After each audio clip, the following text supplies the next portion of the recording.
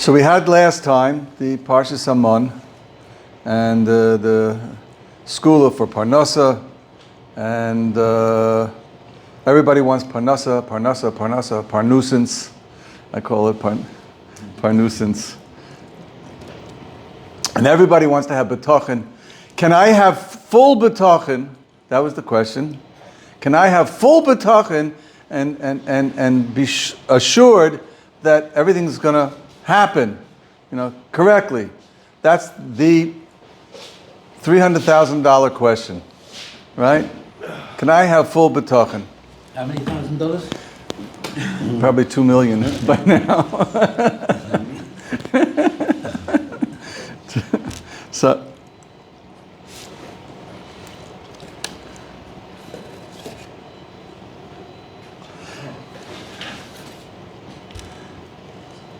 first of all, I made a note over here.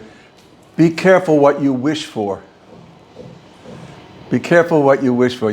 We always say, you daven and, you want everything. You want ashiris. Ribono shel olam, make me an usher. Maybe it's not good for you. Maybe it's not good for you. Like they wanted to make Yisuf Salanta,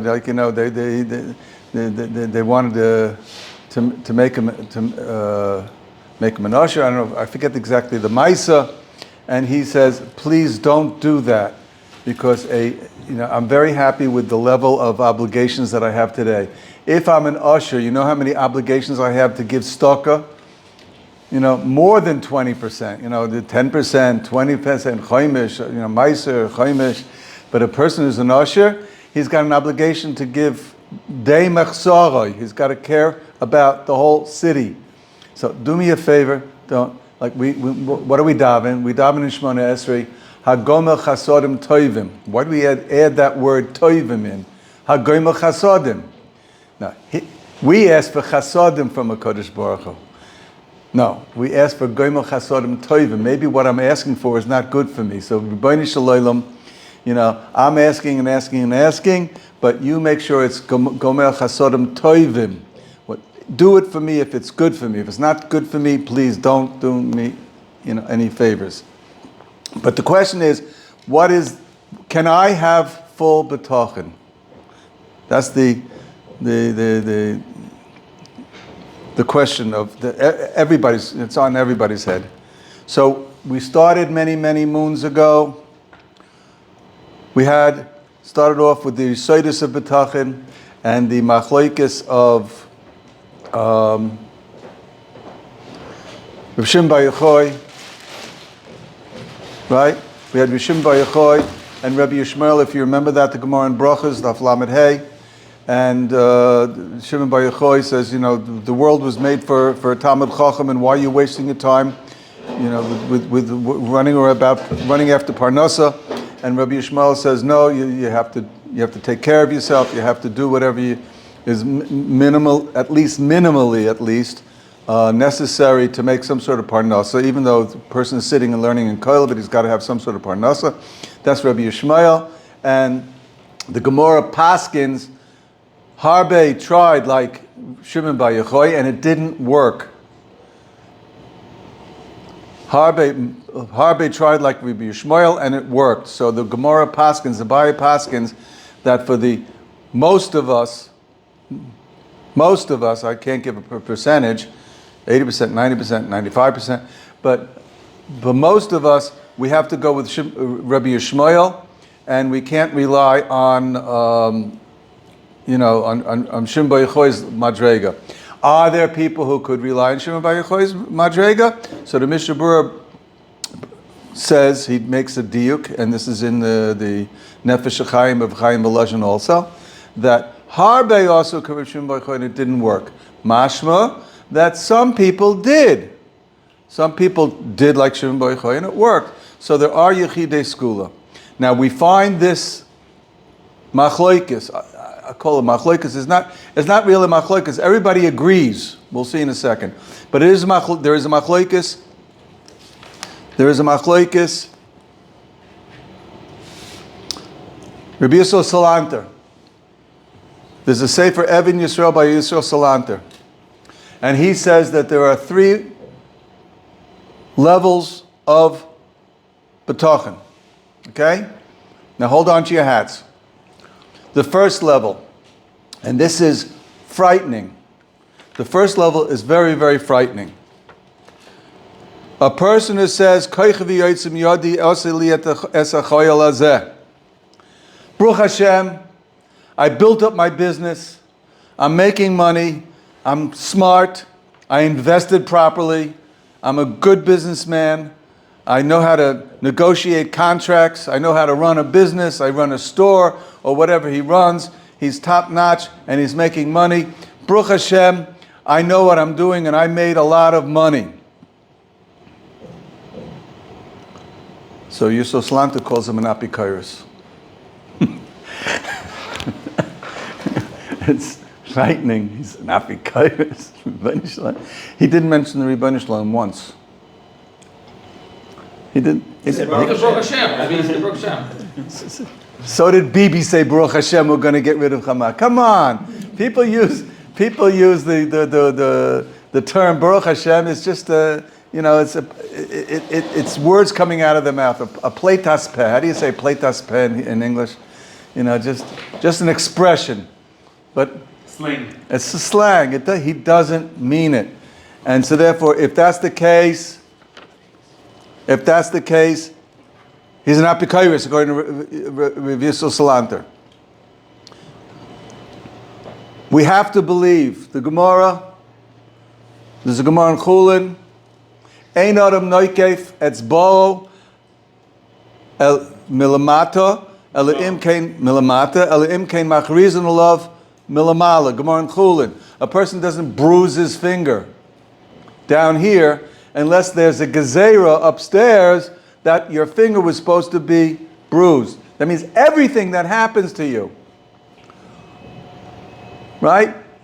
You open the door and you knock your head, or you trip on something, or whatever happens. Everything that happens to little tiny things. You reach an ani comes in the middle of davening. You reach in to get a shekel and you pull out a 5 shekel coin. That's not the one I want. I want the 1 shekel coin. So that was nigzar min hashamayim. All that is min hashamayim. That's how minute is the hashgacha pratis on a person. A person does not bruise his little finger unless there's a gezerah min hashamayim. Nokef is a bruise? Nokef, yeah. Yeah? Nokef for any action, any movement. Yeah. That could be. It doesn't mean to wiggle his finger. Nokef in general, nokef means to bruise his finger. Yeah.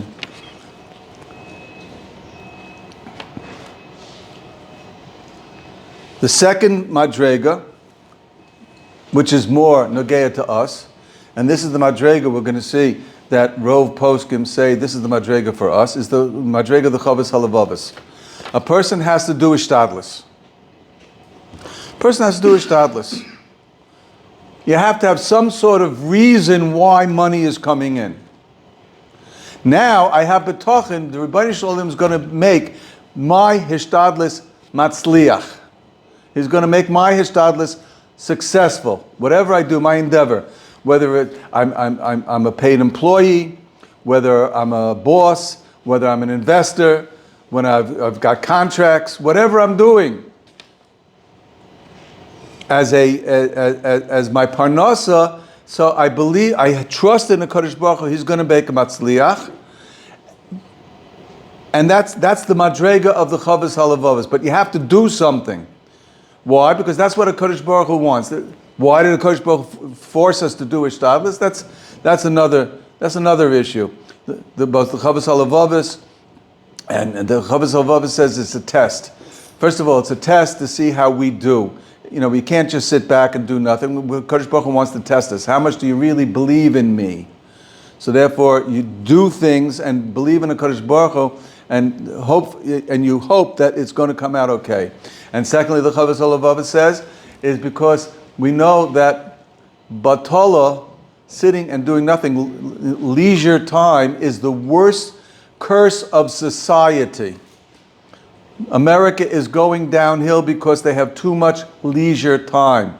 Not only they have Saturday and Sunday, a weekend, they're making 3-day holidays and 4-day holidays every Monday and Tuesday. It's another holiday. There's President's Day, Martin Luther King's Day, and then there's Thanksgiving, and then there's then they figure out like in Labor Day, Juneteenth. yeah, Juneteenth. There's always a holiday, holiday. And that's when they get into trouble. When people have leisure time, they get into trouble. For the Goyim, they do not have Shabbos. And that's what Akash Baruch Hu wanted, because that's why they will not get into trouble. They'll just work the whole day. All work and no play make Johnny a very good boy. That's the rule. And unfortunately, the modern society is not built like that. But for us, a person who's got too much leisure time, he doesn't have what to do with himself, so he's going to get into trouble, he's going to do Averis, and therefore HaKadosh Baruch Hu said, keep busy. And therefore HaKadosh Baruch Hu makes us busy with our business. But really, your business doesn't do anything. So you have to be like schizophrenic in a way. On one hand, you have to work as hard as you can in your business, normally, work as hard as you can. Use your Yiddish cup to make money. And on the other hand, you have to believe 100% it doesn't do anything. The Gemara in Beitzah, Kol mezaynoisav shel adam katsuvim lo mi Rosh Hashanah ad Yom Kippurim. During the 10 Aseres Yemei Tshuva, the 10 days of Tshuva, from Rosh Hashanah until Yom Kippur, a person is donned, and then they set his parnasa for his income for the year. So you're going to get it. On condition of the On condition that you work your hishtadlis, which is a normal hishtadlis. How much hishtadlis? Again, that's a good question. A normal hishtadlis according to your abilities and your talents, and have bitachon, also your level of bitachon. And then the Mesilas Yesharim calls that a kanas. It's like a fine that a Kodesh Baruch Hu put on humanity because of the ched of Adam Arishan, that he's got to work for his bread. But not that the parnas, the working brings in the parnasa. The gezerah brings in the parnasa. He's going to get it anyway. But you're not going to get it until you fulfill your necessary amount of effort. Very broad spectrum there, because I can buy a lottery ticket. That's my hishtadlut. That's right. That's right. An 18-hour day job. That's correct. So it depends upon your real bitachon.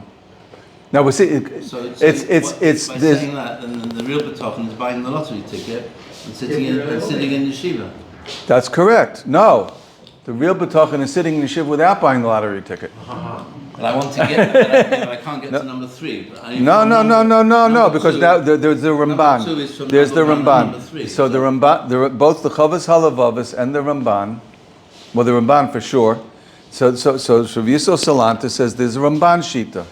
And even the Chavas Halavavas says that a person can raise himself up out of this kanas. Mesilas Yesharim calls it a kanas. He's a level where he's got to be, if you are a tzaddik, and you've proven yourself to be a tzaddik, and you don't get into trouble, and you don't misuse your leisure time, you're always using your time for avodas Hashem, so then it's unnecessary to test you. So yes, that's why it's the tzaddik, that's Shimon Bar Yochai. It was unnecessary to test him, and therefore he devoted himself totally to avodas Hashem, to limud Torah. And it became Shimon Bar Yochai. He wrote the Zohar. But he didn't buy a lottery ticket. He don't have to. He was on number 3. He was on number 3. Okay. That's right. But number 2 is like everywhere from the 18-hour day work day to the lottery ticket. That's right. But it depends upon the level of your bitachon, and also whether or not a Kodesh Baruch Hu wants to relieve you of your obligation to work. Again, like I said, be careful what you wish for. You know, how many people, they won the lottery ticket and it was the worst. All of them. All of them. We saw studies on it recently, Rabbi. It's terrible. Yeah, it's like the worst thing ever. Except from those Jews that have something in their life to live for. That's right. Anyway. So you have to be very, very careful what you wish for. It may be the worst curse for you. It's a curse. Too much money is a curse if you misuse it. If you're a big Talmid Chacham and you're really divorced from Olam Haza and you win, a $500 million lottery ticket, so you immediately give off your chaimish to the yeshivas and to all the stockers, and you put the rest in escrow for your kids to get married, and you're sitting on the same level. Like I had a cousin who lived in Borough Park, and he was a very wealthy man. He was an importer, very, very, very wealthy and successful businessman. I walked into his house; it was normal. He didn't splurge. He didn't show any, he didn't buy a mansion in the islands and go to the Hamptons. They have these giant mansions and they have 3 houses, and one in Florida, one here, and and then so up north and by the skiing, they've got three houses. He didn't do that. He lived in Borough Park in a regular house like everybody else. He raised his kids. They were all normal, and you couldn't see that he was a Usher Gadol. Usher Gadol. You couldn't even see it. Couldn't spot it. Anyway, so the third Shita is the Ramban. Now the Ramban, What's the address? he passed away in COVID. No, he passed away in COVID. The kids are, Children. the Ramban says a person does not need to do any sibur whatsoever. Just have bitachon in Hashem. That's the third Shita. Not even buy a lottery ticket, right? Without any ishtadlus. I waste your money. It's going to come anyway. No, but you say no. That's Wasting not your true. money, buy a lottery. You have to do the hishtadlus. So the guy shouldn't even pick it No, up. No, that's not true. The guy shouldn't even pick it up. He's walking down the street on the 3rd level and he sees the winning lottery ticket. He shouldn't even pick it up. Or he's picking, like... How does he know it's the winning lottery ticket? It says, I don't know, it says. It's the winning lottery ticket. This is it. Just pick it up. If it's in front of you, listen. If it's in front of you and you have the opportunity, even A suitcase of $1 million. even Yosef Chaim Sonnenfeld. I didn't put this into my list of things. Yosef Chaim Sonnenfeld. Or coin outside. Yosef Chaim Sonnenfeld. So he lived a life of dachkas. And he was the goin, the Rav of Yerushalayim in his days, but he lived a life of dachkas. It was terrible poverty, and one time he heard his wife complaining, "I can't take it anymore." I mean, she the kids don't have enough to eat. They don't have the food and clothing. I can't take it anymore. So he said, until now I had bitachon. I thought she was on my level of bitachon. Then I had bitachon, and Kodesh Baruch was going to give me. But I see she's not on the level. It's hurting her. So I have an obligation as I have now to bring a parnas in for my wife, because that's when you sign on the kesuva. Rav Sheinberg always told us that, listen guys, it's very nice you want to have bitachon, but you signed on the kesuva. You're going to zonu mafarnes, as it says in the kesuva, zonu mafarnes. You're going to provide sustenance and parnasa for the wife, and if she accepts to live on your madrega, fine. But if she doesn't, you got to take care of her. So he went out. He decided, he put on his hat, and he went out, and he turned the corner in the alleyway, and he saw a gold. What was it? A gold coin. A gold coin. I don't know. Forget what. It was a German coin. A German coin. Kaiser mark? Yeah, something like that. Something like that. He found a gold coin, and he picked it up, and he says, "Oh, I did my ishtadlis." And he went to a money changer, and he got the money, and gets it. So for Yosef Chaim Sonnenfeld, that was his ishtadlis. Okay. Where was he going though? He was planning on Wherever Kodesh Baruch Hu leads him. Yeah, Turkish coin. just around. Wherever Kodesh Baruch Hu leads him, he didn't know he was gonna. I have to hunt for something to do, some way of Like getting look for parnasa, and it just he stumbled on it. No, I'm saying before that though. Before he found. What did he do? What was his? He was the head of the Bezdin. I don't know, maybe they got a little bit of a, chalukah from the No. Bezin. When he walked outside, he went on a walk. Yeah. What was he? Expecting. Yeah. It was, He was walking was- towards the ice center. Good work done. he had a Kosh Baruch was going to lead him in the right direction. That was his madrega But Bitachon. why outside? His madrega. Well, it wasn't coming into the house, so he had to do some effort. His effort was to go outside, and you see that it did something. So what is the this level of the Ramban. This level of the Ramban, we find it in the, where is it? In the Gra. The Bira Gra brings down this level. This is the level the Gra lived on. The Gra lived on the Ramban's level. The pasuk in Mishlei says, "Betach el Hashem b'chol libecha, v'al binoscha al tishoyin." Trust in Hashem with your whole heart, and don't rely on your wits, on your bina, on your mind, your calculations. Don't rely on it. Betach el Hashem with your whole heart. This is the level that Shlomo Melech in Mishlei is telling us. This is what to strive for. And the Gra took this literally. With your leiv shalem, have midas habetachin, not mixas halev, but with your whole heart. V'al binoscha al tishoyin, don't rely on your intellect, right? I'll trust in Hashem, but I have to do something. I have to rely on my seichel, and my seichel will tell me how to invest and how to make money, but I'll trust in Hashem. In other words, that's the second level. That's the second level. So Shlomo Melech says, no, that's not the proper level.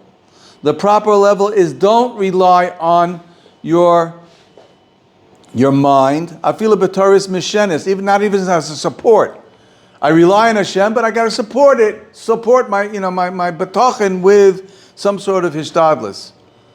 No, betach b'Hashem b'kol libecha. And then the Gra brings down the Gemara in Megillah, and he explains it. And it happens to be that we have Shnei Nevi'im misnabim b'Nevi'ah achas, the Gra and the Baal Shem Tov, both brought this Gemara, and they came out with the same pshat in this Gemara. It says in the pasuk, Hashlech in Tehillim, Hashlech al Hashem Yehovcha, v'hu yichalka lecha. Throw on Hashem your Yehovcha. We translate it as burden. Throw your burden on Hashem, but the word in Tehillim is Yehovcha. It's a very strange word. It's not a normal word. And HaKadosh Baruch Hu will send you your kalkala, your parnasa. So the Rabbanan didn't know, what is this word Yehovcha? Where's the pasuk in Tehillim? Exactly where it is, I forget. But it's in Tehillim. I saw it. That's a pasuk afterwards. Yeah. Hashlech al Hashem Yehovcha v'hu yichalka lecha. So the Gemara Megillah says the Rabbanan didn't know what this word Yehovcha means. So then Rabbi Bar... Nun Hey Chaf Gimel. Nun Hey. Chaf Gimel. I just went through. 55:23. I just went through to him. Isn't it wonderful being a Bucky in Kol Torah? Well, they can't see, Rabbi, whoever's watching this can't see that we're looking at our phones, but it sounds like we're... You just blew it. You gave it away. My wife's going to watch this. She's like, you memorized Tehillim. Okay. They didn't know what the word Yehovcha until Rabba Bar Chana, famous Rabba Bar Chana.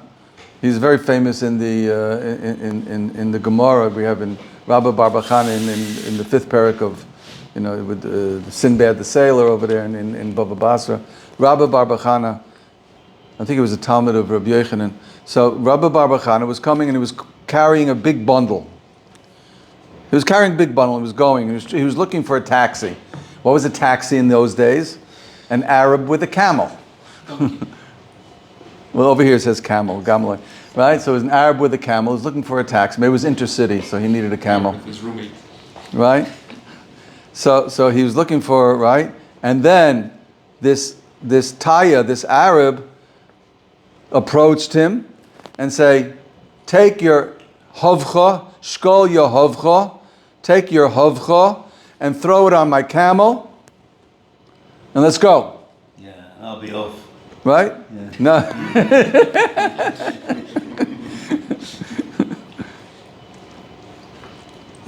So the Gra asks, how is it possible? I mean, you got a pasuk in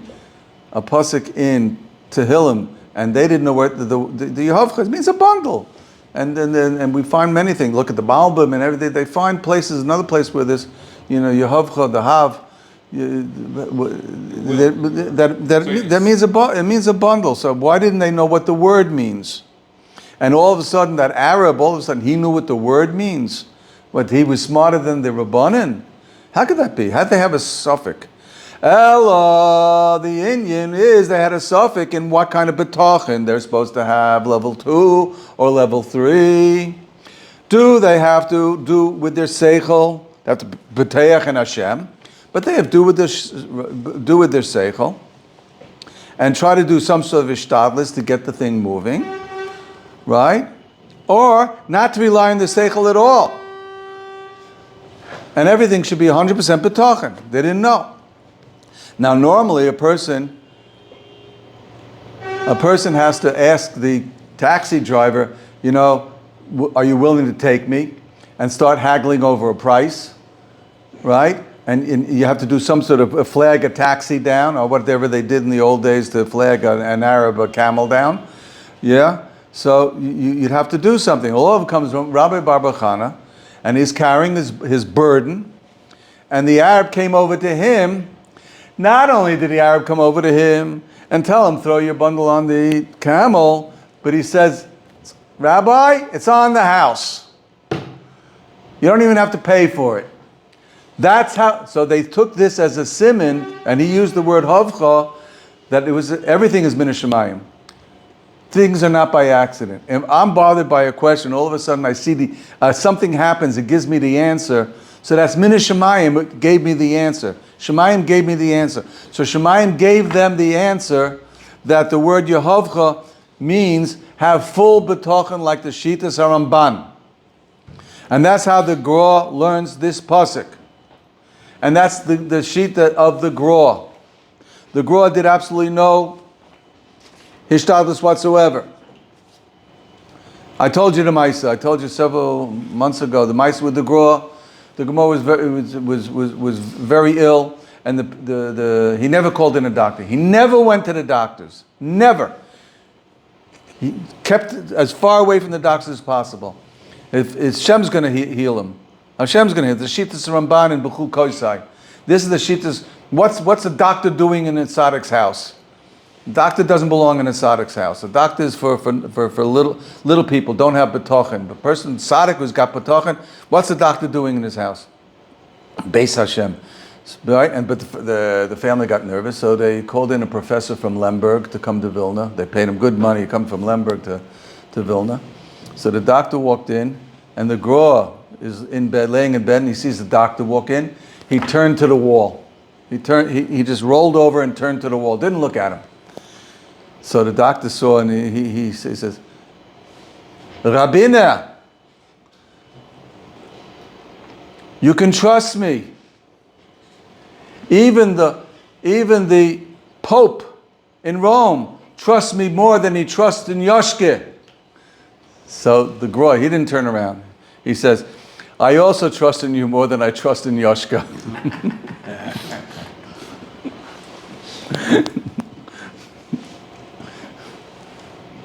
That was the shita of the Gra. This is the shita of the Gra. And why is it sphera to why is the chat different? Hashlecha Hashem Yehavcha is your bags, Your burden. Throw your burden on Hashem and He'll take care of you.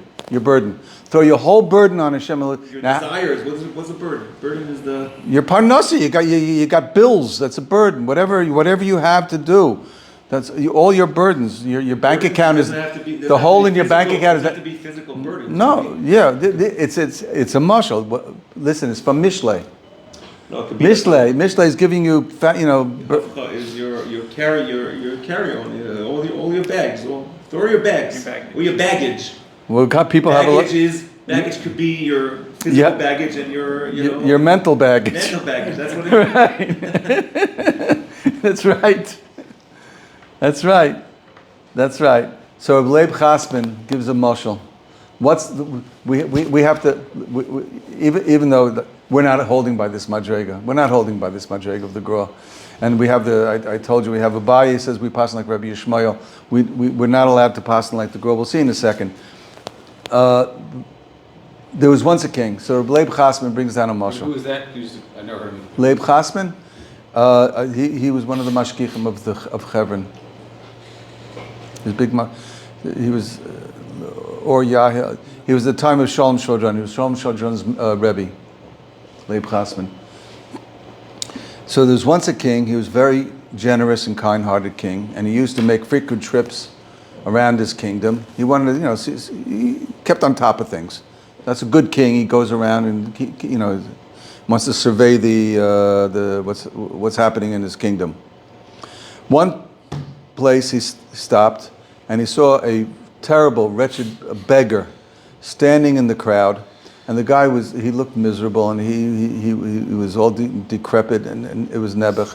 So the monarch had Rachmanis on him. He invited him to join him in the royal entourage on the king's private train. Wow. He had never seen, talking about in those days, he had never been on a train. He always saw the trains coming by, the mighty locomotives and all the people inside and all the windows and everything like that, and it always intrigued him. And he had no money, he couldn't travel on a train. And now the king is inviting him to go on the train. What an opportunity, right? He had always yearned for the day that he'd be able to travel on a train, and now here he is. So he boarded the train. He went, found a place to sit in the back, and he started thinking. He says, I was walking around outside. When I got hungry, I could go to people's houses and beg for food. I had some sort of way of getting some sort of provisions, but on this train, I don't know. What am I going to eat over here? What's going to happen? I have no. That was silly of me to just jump on this train without making provisions. I should have prepared myself. I don't know how long it's going to be, a day or two. I have to have lunch and supper and breakfast. Why did I take up this offer so hastily? I should have asked time to prepare provisions. So he got, how once you get worried, so you get more worried and more worried and more worried. You start eating yourself up, just repeating the thought in your head. And now he was really hungry because he was thinking about food, so he made him hungry because he didn't have money for food, so he got hungry. So he finally got enough nerve and he he said, I have to ask the king. So he asked the royal guards, can I please have a brief audience with the king? And I want to, just a matter of vital importance. The guard went to the royal coach. He told the man's request, and the permission was granted, and the guard motioned him in, and he went, and he swallowed hard, and he went, oh, what if the king refuses? What am I going to do? It may be days before I'm going to starve, days before we get to the next stop. So he gathered all his courage, and he asked his king, would the king mind, please, let me get off the train at the nearest stop, nearest village, so I can go get some provisions. So the monarch looked at him, he smiled, and this poor guy. At that moment, an announcement came over the loudspeaker. Everybody is requested to make their way to the dining car. Lunch was now being served. And everybody who was watching this broke out, mamish, in laughter. They couldn't believe it. Right? And the king had such patience with this poor, wretched person. So Chasman said, we are the poor wanderer. That's what we have to realize. Kadosh Baruch Hu brought you into this world.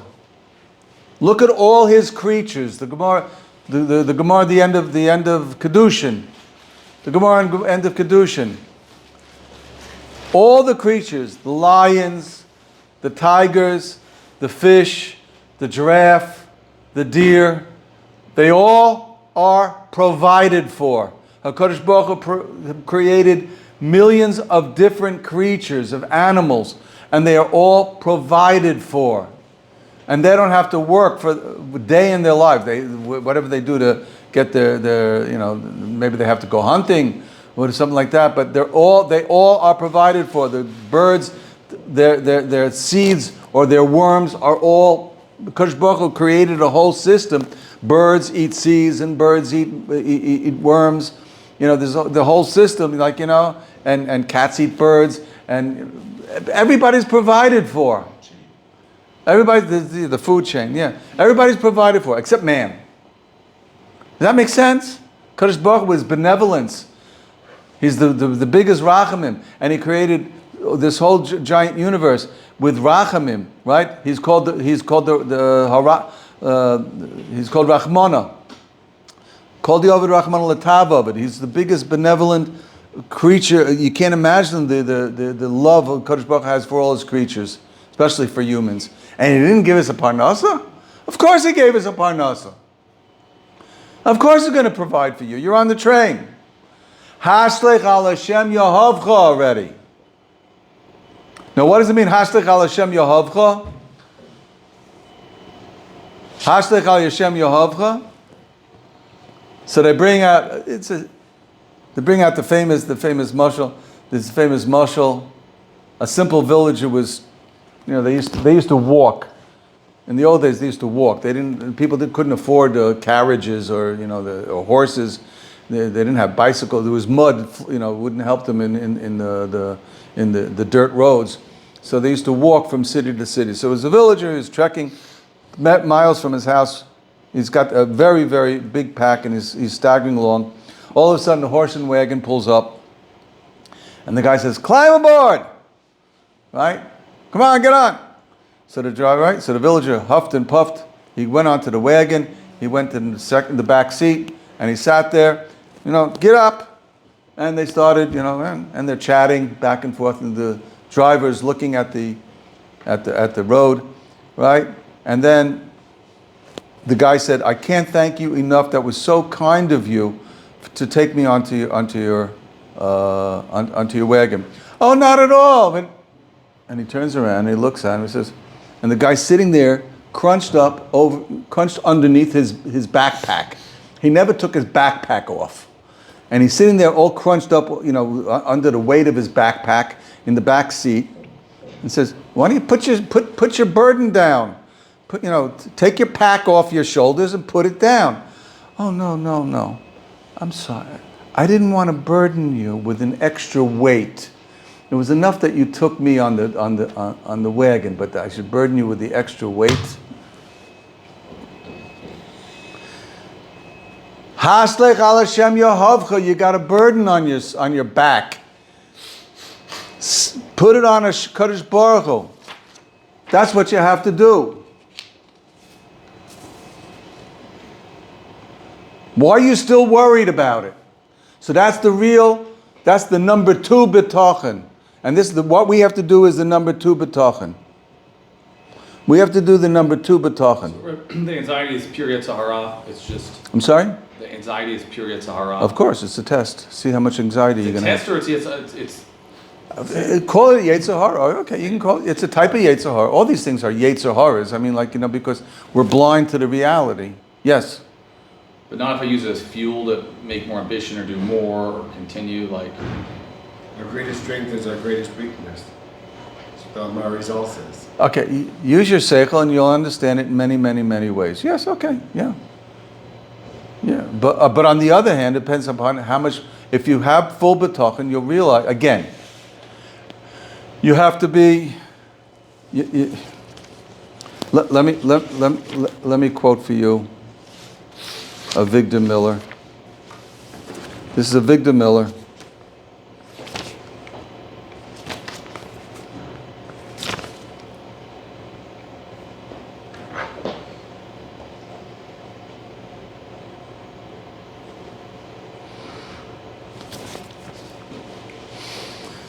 He says, how much should you actually endeavor? So only Hashem knows. His grandson, Yisro Brog says, if I could answer that question, I'd be a millionaire. Because I could give advice to everybody. You do this, and you do that, and you do that. But we don't know. Everybody, HaKadosh Baruch Hu puts a idea in your head. These are your talents. This is the Chavos Halavavos. HaKadosh Baruch Hu puts ideas in your head. Use your talents. Use the ideas that HaKadosh Baruch Hu put. You have to make a living, of course, and you have to hustle. We call it a Yiddish cup. You're not fulfilling your side of the bargain if you don't hustle. You have to do everything normal to make a living. But at the same time, you have to feel that really it's HaKadosh Baruch Hu is bringing you the paycheck. Every success that you have, every deal that you make that works good, every paycheck, when you get a paycheck from your boss is not giving, you have to thank your boss. That's derech eretz. You have to have etiquette. But you have to have a chorus of tov. On the other hand, you have to realize your paycheck is not coming from the boss. Your paycheck is coming from the Ribbono Shel Olam.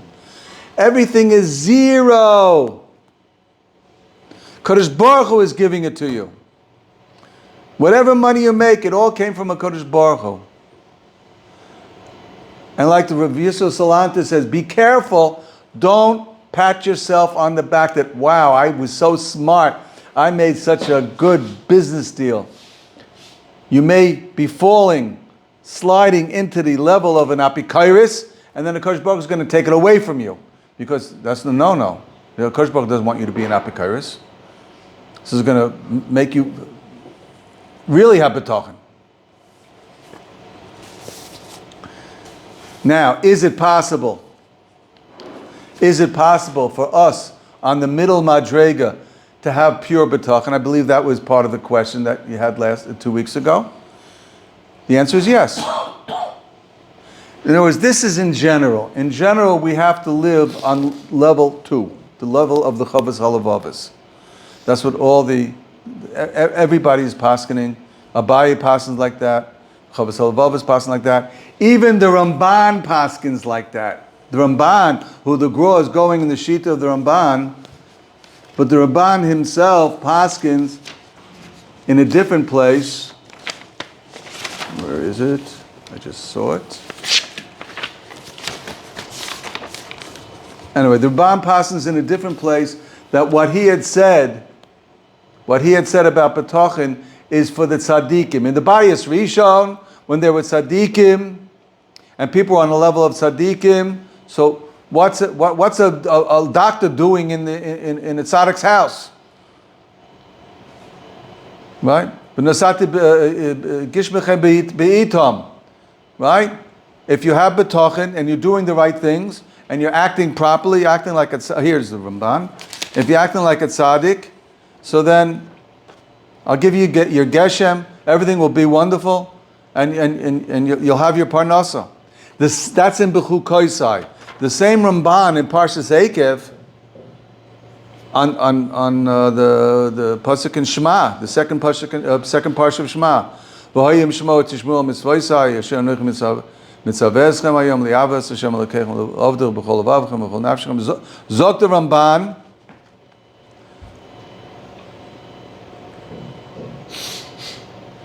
That HaKadosh Baruch Hu is not going to do nisim for every generation. You can't necessarily rely on nisim. And in our generation, this is the way the Ramban paskins and also the Rashba, that we are not on a level that we can rely on miracles. It goes according to the general level of the populace. If the Yidden are not on the level of Bayis Rishon, they believe they had such a strong emunah in the Kadosh Baruch Hu. Kadosh Baruch Hu is not going to do all these nisim. Give us the rain in the right time. Baruch Hashem, this year we had good rain. There are other years that we had droughts, and we had there was a scarcity of water. We had to ration the water. So it depends upon the people. Yes, there are Yechidi Skula who are able to lift themselves up on that level. Not only are there Yechidi Skula that can lift themselves up on that level, but there's a whole big machloikas between the derech of the Hasidim, the derech of the Litvaks, the Yeshivisha. Which one are you, Rebbe? I'm Taurus Emes, whatever it is.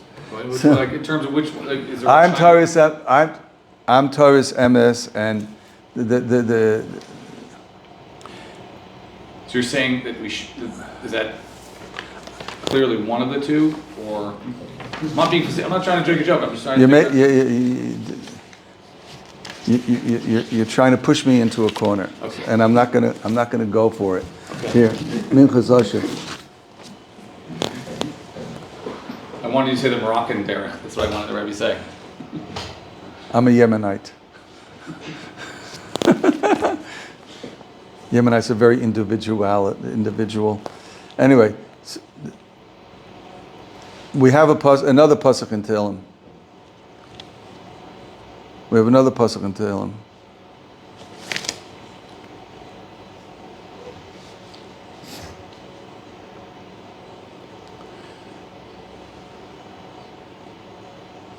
Rabbi Machoivim LaRasha. A Rasha has many pains.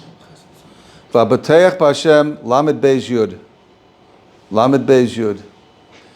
In Tehillim. Rabbi Machoivim LaRasha v'abateach b'Hashem Chesed Yosef V'Venu. Habateach b'Hashem Chesed Yosef V'Venu. So first of all, the Besht, the Baal Shem. So he learns from this pasuk, Habateach b'Hashem Chesed Yosef V'Venu, that a person has full bitachon in the Kodesh Baruch Hu, but it has to be bitachon mushlam, like the Gra. The Besht, the Baal Shem held like the Gra, like the Ramban, the first Ramban I quoted. If a person has full bitachon in the Kodesh Baruch Hu, he's protected. Chesed Hashem Yosef V'Venu. He's got malachim all around him, guarding him from all sides. All the mazikim in the world cannot harm him. Nothing can harm him. If you have betachin be'emes, now there's a big chiddush. Even if nigzar on him chas v'sholem gezeres royos, midas adin can't touch him. That's what it means. Chesed habateach b'Hashem chesed Yosef V'Venu. The chesed of Hashem is surrounding him like a lucite ball, and nothing can penetrate. Not even midas hadin, if it's real betachin. But it has to be real betachin. But let's say a person is not on that level of betachin. So then we go to the beginning of the pasuk. Rabbi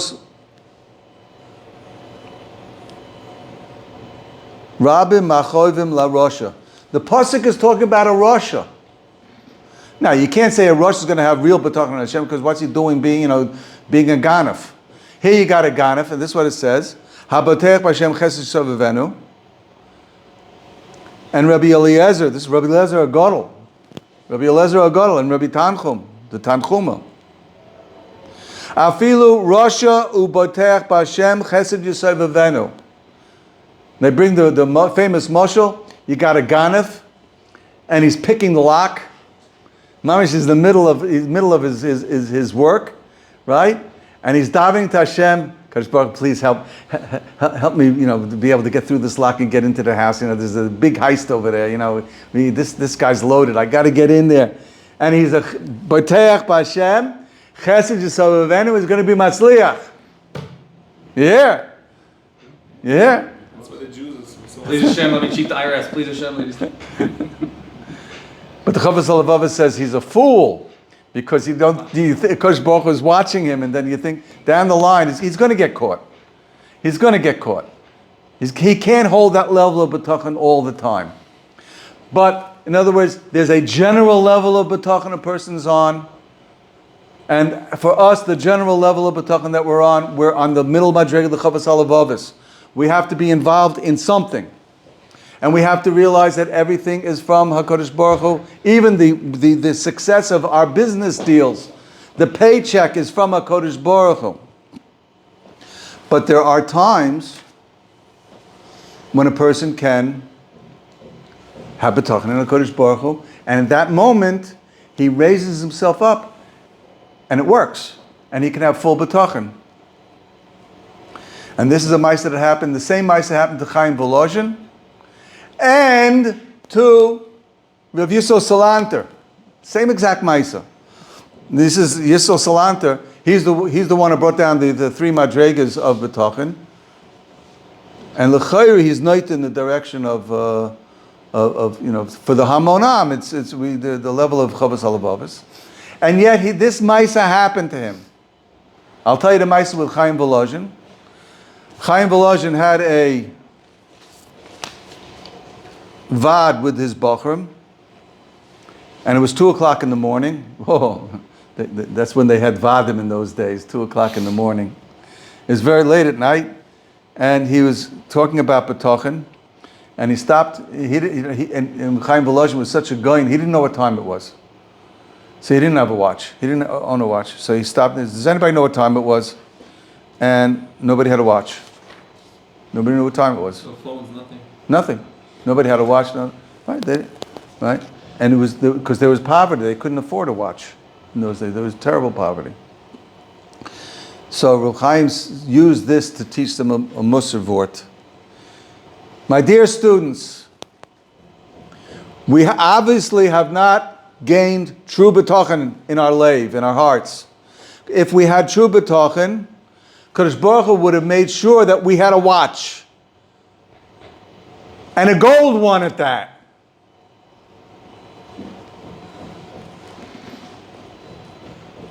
Okay, then he went back to his shir. He gave a very deep shir, As he was developing, so a Russian soldier, a little while later, a Russian soldier came in. He was wearing an army hat, but he was wearing an expensive suit, a very expensive, non-military suit, but he had a soldier's cap on. He was obviously a Russian soldier. He looked all around, and he saw the rabbi, and he made his way over to the rabbi, and he said, "Excuse me, Rabbi, I have to speak to you. I'm a Jew. I live in the city of Lodz, and I was called to serve in the Tsar's army. My father's very wealthy, and he paid off the chief doctor to get me a deferment. The man promised my father he would forward my papers to the proper authorities, and we relied on him. And we went to the induction office expecting to get a certificate of deferment.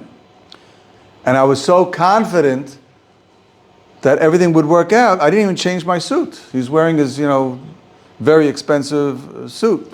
He should have worn something similar. And he got a very rude surprise, and his name was called. The doctor had made a mistake, and he switched names for somebody else. He mixed them up with somebody else, and he gave a different name to get him off the hook. So you see, somebody got off the hook. It was Min Shemayim, but he didn't get off the hook. The other boy happily left with my release papers, and I was drafted into the Tsar's army. For the last several weeks, I've been spending my time in the camp. Thousands of goyim. They're going to steal my gold watch. They gave me a short leave, so I came to the city. So I saw the light on in the Beis Medrash. So I came in. I begged the Rab, please, take care of my watch for me. So Reb Chaim, he's taken aback by this strange case.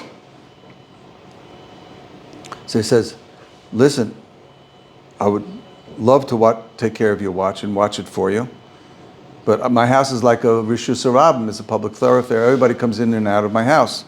So many people passing through. It's not hard. Something might happen to the watch. I'm prepared to do my best to watch it and to look after it, but I cannot take any responsibility that anything should happen to the watch.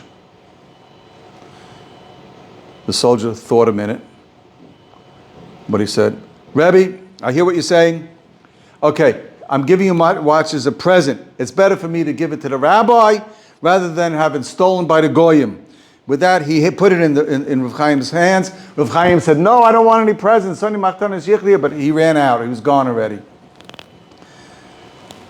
Chaim took the watch and he showed all this Talmidim. You see, if you have real Bitachon, you hear what I said? If you really have Bitachon, you can even ask for a watch, and not just a watch, but a gold watch at that. So is it possible to have pure Bitachon? Sometimes. Sometimes. A person can lift himself up over his madrega and get pure Bitachon.